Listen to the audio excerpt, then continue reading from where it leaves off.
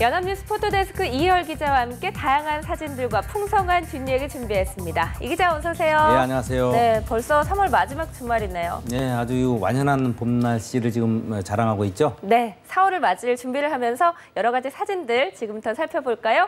클릭 베스트 컷, 먼저 첫 번째 사진부터 살펴보겠습니다. 네, 이 두 사람이요. 껴안고 있는 건지 싸우고 있는 건지 이거 무슨 상황인가요? 싸우고 있는 것 같지는 않습니다. 그렇죠. 뒤에 사람들이 표정이 좋죠. 예, 이게 지금 발리인데요. 네. 발리에서 지금 이 키스 축제라고 합니다. 아, 그 키스 장면인데, 축제요? 예, 이게 젊은 그러니까 미혼 남녀들이 이렇게 키스하고 포옹하는 그런 축제가 있다고 합니다. 그 발리에. 바로 이제 그 장면입니다. 네, 지금 이 남자분은 막 키스를 하려고 하는 것 같은데 여자분은 눈을 감고 있네요. 네. 아무튼 이게 전통 발리의 그 전통 이 축제라고 하는데 원래 그러니까 인도네시아가 이슬람 그 신도들이 많은 곳이죠. 네. 아주 굉장히 위에인데 인도네시아 뭐 다른 곳에서는 공개 장소에서 이렇게 키스를 금하는 곳도 있다고 하는데 이 발리는 또 이런 축제가 있다고 그러죠. 네. 네. 특별한 축제네요. 그런데 보니까 이렇게 물이 뿌려지고 있어요. 이거 왜 그런 건가요? 이제 이렇게 한 100여 명 정도가 네. 남녀가 이렇게 모여서 이렇게 서로 이렇게 골라서 이렇게 키스를 하면 원로들이 옆에 있다가 이렇게 물을 뿌린다고 합니다. 이게 지금 이게 성수라고 하는데 네. 이게 뭐 축복하는 의미도 있지만 이제 그만해라. 그런 뜻도 있다고 이제 합니다. 그만 떨어져라 하고 네, 물을 그렇습니다. 뿌리는 건가요? 네, 키스 축제가 열리는 이 발리 섬은요, 인도네시아에서 아직도 힌두 문화 전통이 살아있는 섬으로 유명한데요. 관광의 주요 대상이 되는 음악과 노래와 춤 등이 모두 종교적인 의미를 가지고 있다고 합니다. 다음 사진 보겠습니다.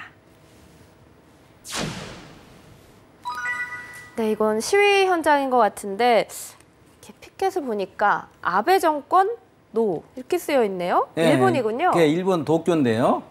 반원전연합 등 이런 시민단체들이 아베 정권에 반대하는 지금 시위를 벌이고 있습니다. 한 14,000여 명 정도가 모였다고 하는데, 모였네. 이제 이분들이 국회까지 이렇게 가두행진을 하면서 이렇게 이런 시위를 했다고 하는데 말이죠.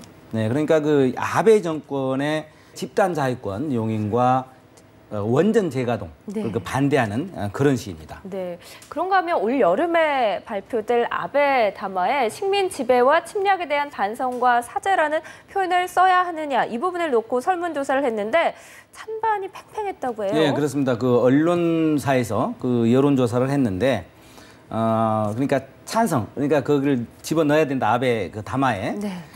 그게 한 39% 나왔고 넣지 말아야 된다가 36%라고 그래요. 근데 이거 연령대층을 보면은 한 60대에는 넣어야 된다. 그리고 20, 30대에는 넣지 말아야 된다. 뭐 이렇게 지금 나왔다고 하는데 아마 제대로 된 그런 역사 교육을 받지 못한 젊은이들이 이런 반대를 많이 하지 않나 이런 생각이 듭니다. 네, 그것도 좀 문제라고 할 수 있겠네요. 그렇습니다. 그리고 이번에 또 아베 총리가 국회 예산위원회에 또 가가지고 네. 여기서 우리 군이란 말을 썼습니다.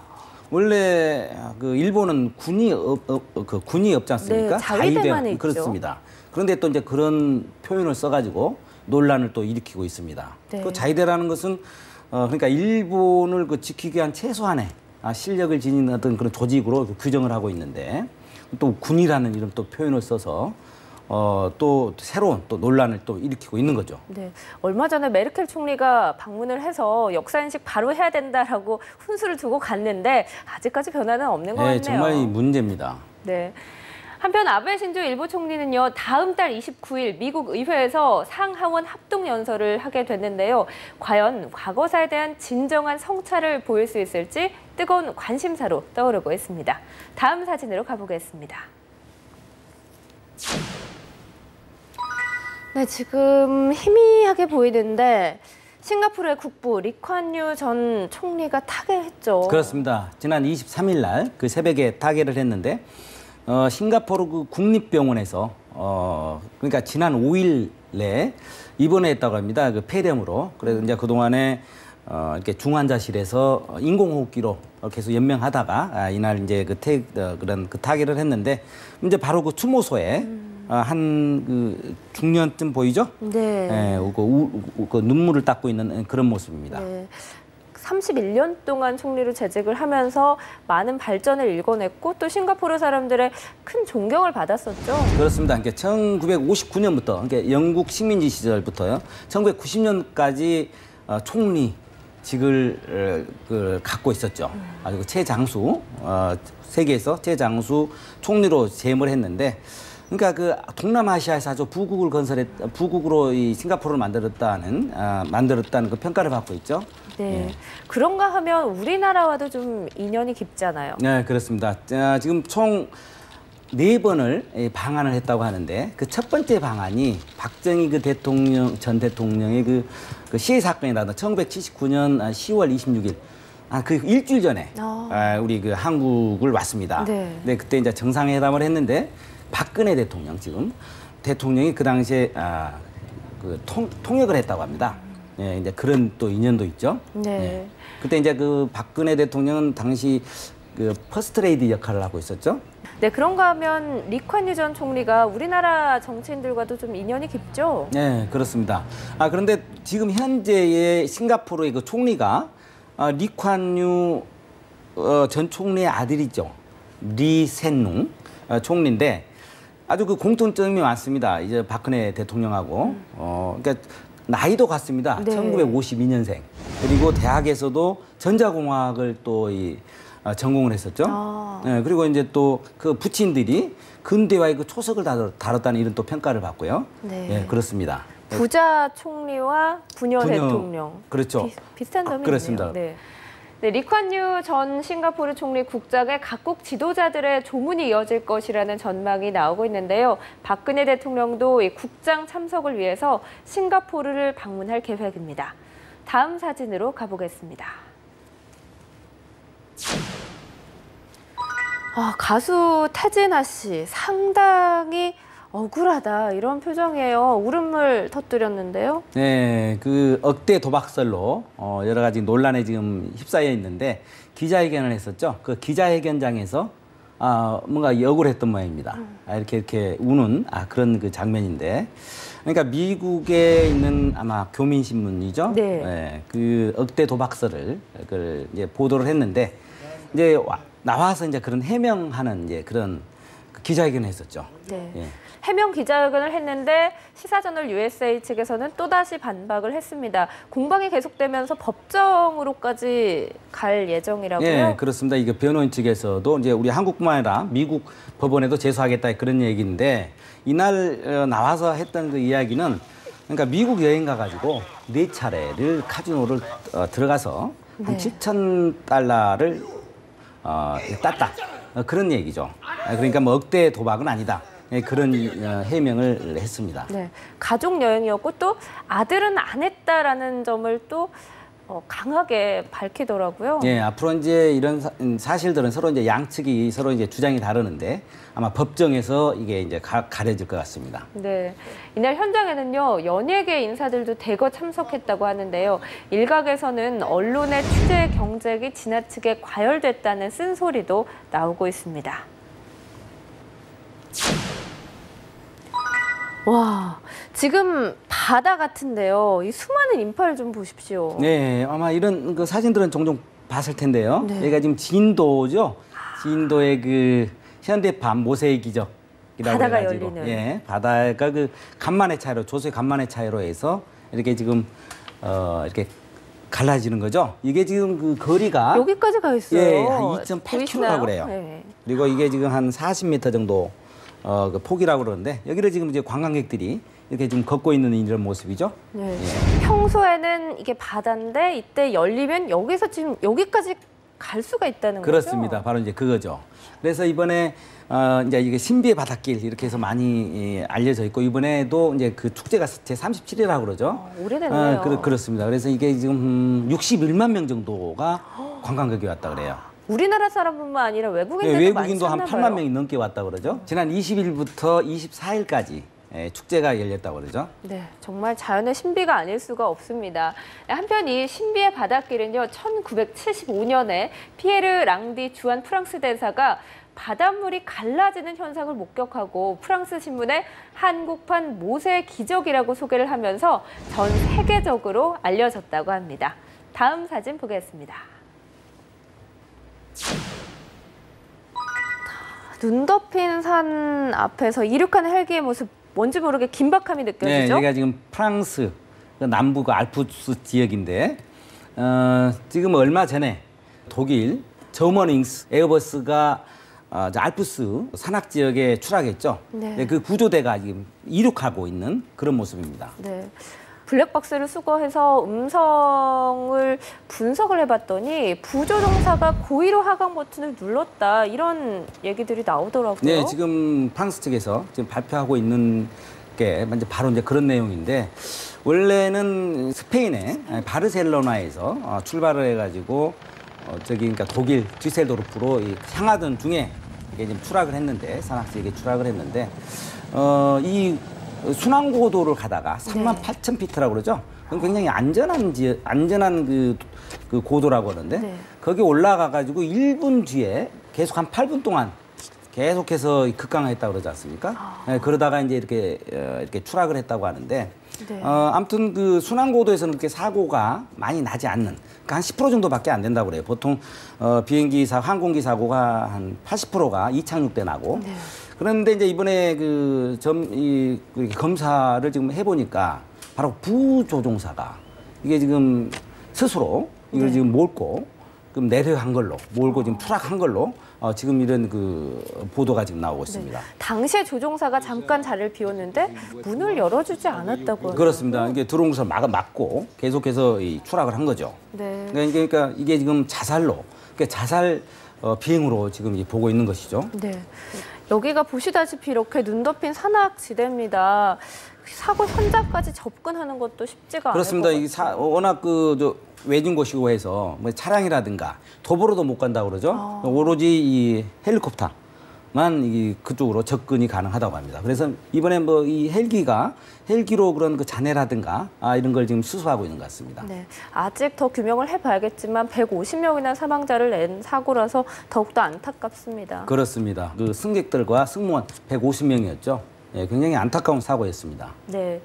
네, 또 블랙박스 분석에 따르면요, 승객들은 추락 직전에야 사고 가능성을 알았던 것으로 알려져 안타까움을 더하고 있습니다. 다음 사진으로 가보겠습니다.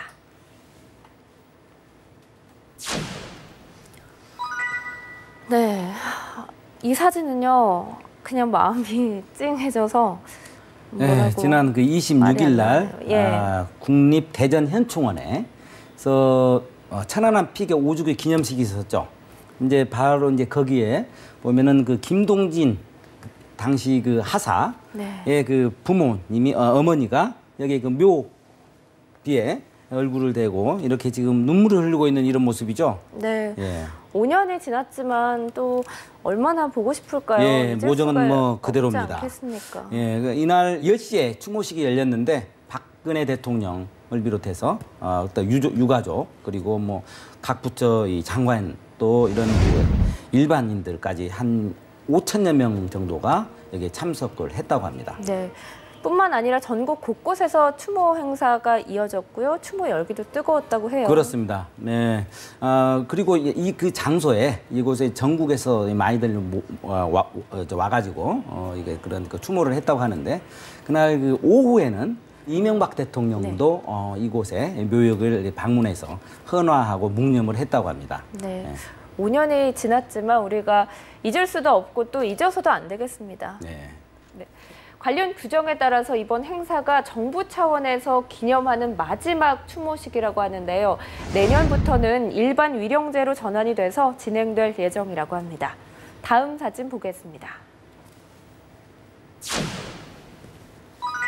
자, 이렇게 돋보기까지 가져와서 들여다보고 있는데 뭔가 숫자가 가득 써 있거든요. 예, 재산 공개를 했었죠. 26일. 바로 이제 국회 사무처인데요. 국회 사무처 직원들이 재산 공개 내역이 이게 담긴 국회 공보를 지금 보고 있는 모습이죠. 네. 이번에 국회의원들의 한 5분의 4 정도가 재산이 지난해보다 증가했다고 그러죠. 이제 그 중에서 한 46% 정도는 1억 이상 이렇게 재산이 늘었다고 합니다. 네.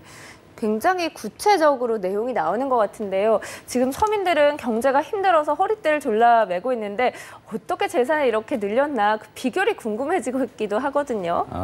아무튼 그 세비가 많지 않습니까? 네. 그러다 보니까 이렇게 늘어날 수밖에 없겠죠. 뭐 이번에 또 늘어난 분들 외에도 네. 또 이렇게 감소한 사람들도 있습니다. 의원들도. 그 중에서 제일 많이 감소한 한 의원이 새정치민주연합의 안철수 의원인데 지금 그 이번에 재산 공개에 보면은 787억 정도가 됐는데 기부를 했다고 그래요. 781억 정도를. 네. 그래서 아주 그 감소폭이 이번에 제일 많았다고 그러고 네. 반대로 이번에 제일 돈 많은 네. 의원이 김세연 1등이요. 예, 1등이 예. 김세연 의원입니다.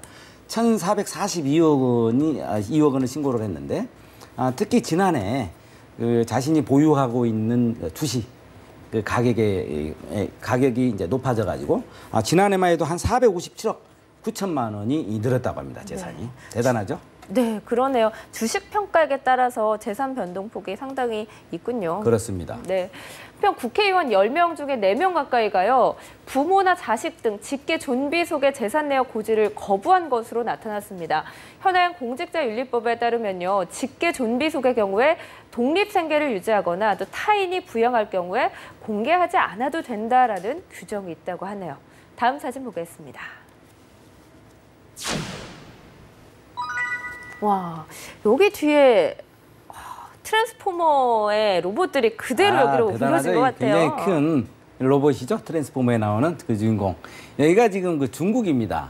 이번에 또 중국 농민이 또 이런 또 일을 냈는데 지금 그 부자입니다. 네. 농부하고 그 아들이 이걸 그 만들었다고 합니다. 바로 이제 이게 이제 주로 이제 그 자동차, 중고 자동차를 이제 이용해 가지고 그 고철을 이용해서 이렇게 지금 만들었다고 하는데 크기가 어마어마해요. 굉장히 크죠.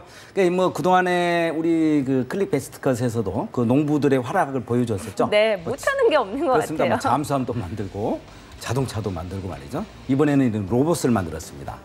근데 이제 이 사람들이 로봇을 만들 때 네. 그 지식을 말이죠.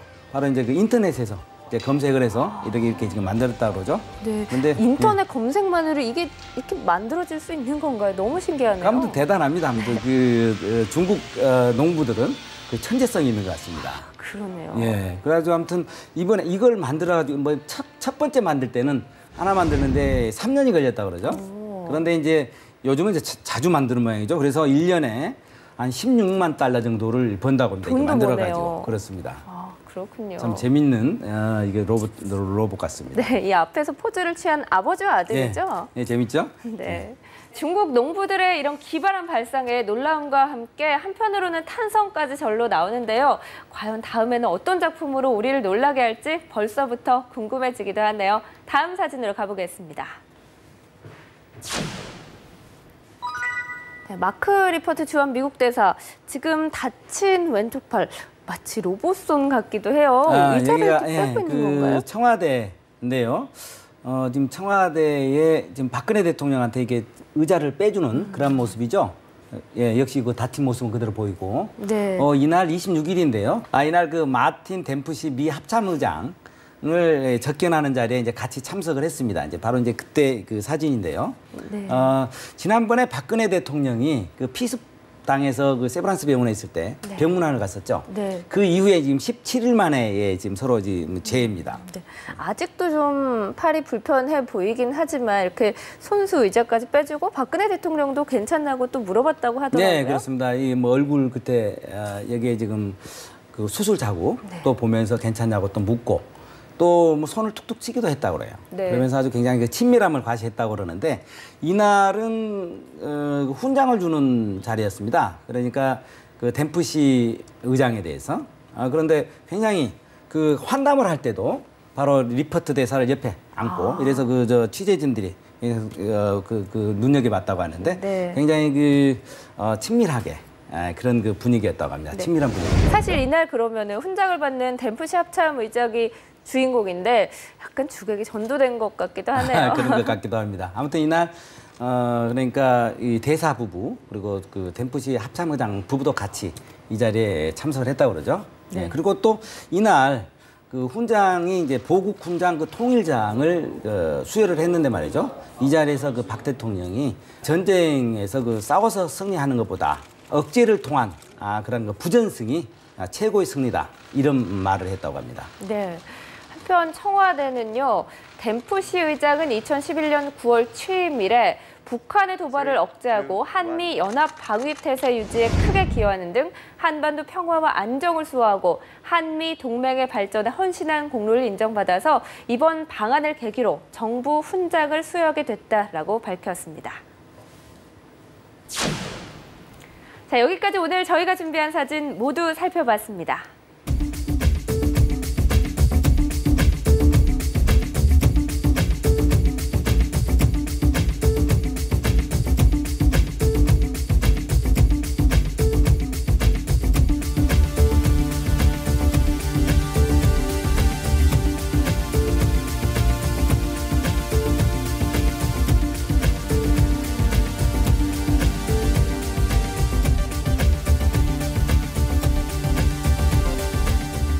이 기자, 오늘 사진들 어떻게 보셨나요?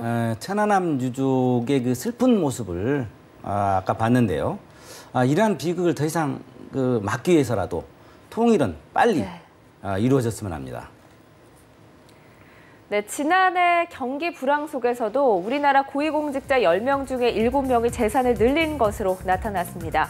공직자윤리위원회가 공개한 고위공직자 2,302명의 정기 재산 변동 신고 내용을 보면요. 이들의 평균 재산은 15억 3,400만 원으로 전년도에 비해서 2억 원 이상 증가했다고 합니다.